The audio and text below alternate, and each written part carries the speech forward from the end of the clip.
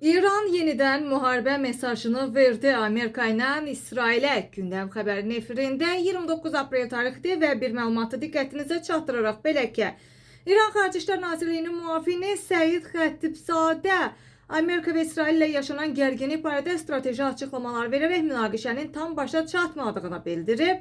Qeyd edək ki, Xətibzadə müharibənin bütün cəbhələrdə tam dayanmadan sülhün zəmanət altına alınmasının qeyri-mümkün olduğunu vurğulayıb. O qeyd edir ki, İran öz milli təhlükəsizliyi ilə risk eləyə bilməz. Bu səbəbdən ölkə silahlı qüvvələri məhz müxtəlif cəbhələrdə tam hazır vəziyyətdə və müdafiə mövqeyində qalmağa davam edəcək. Nazir müavinin sözlərinə görə İslam Respublikasının əsas məqsədi təcavüzkarı məğlubiyyətə uğratmaq və Amerikanın İran daxilində hər hansı bir məqsədinə çatmasına imkan verməməkdir. Hazırki mərhələdə əsas diqqətin müharibənin dayandırılmasına və onun köklü səbəblərinin aradan qaldırılmasına yönəldilməli olduğunu deyən Xətibzadə, məhz İranın bu istiqamətdə həm İslamabadda keçirilən danışıqlarda, həm də ondan sonraki proseslərdə təkliflər verdiyini də xatırladı və bu bəyanat regionda ateşkəs cəhdlərinin davam etdirildiyi bir vaxtda bəs Tehranın ehtiyatlı və sərt mövqeyini qoruduğunu göstərir. Qeyd edək ki, beynəlxalq müşahidəçilər isə hesab edirlər ki,